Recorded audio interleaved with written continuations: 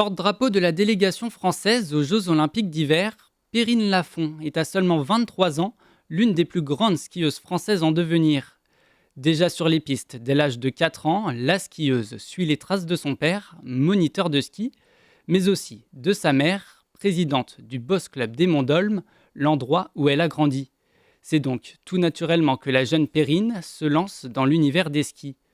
Très habile et très à l'aise, elle tape dans l'œil du sélectionneur de l'équipe de France, Ludovic Didier, qui décide de la convoquer pour les Jeux olympiques de Sotchi en 2014, alors qu'elle n'a que 15 ans.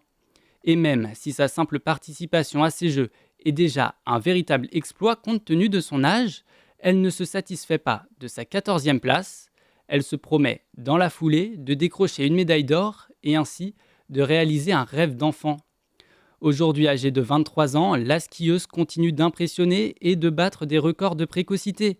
Elle est d'ailleurs en avance sur toutes les légendes de sa discipline, le ski de boss. Personne n'a eu son palmarès au même âge.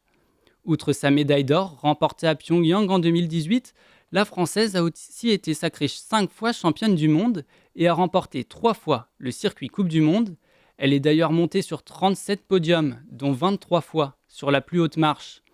Le jeune âge de Perrine Lafont et l'avenir prometteur qui se présente à elle en feront donc probablement l'une des meilleures skieuses de l'histoire de France.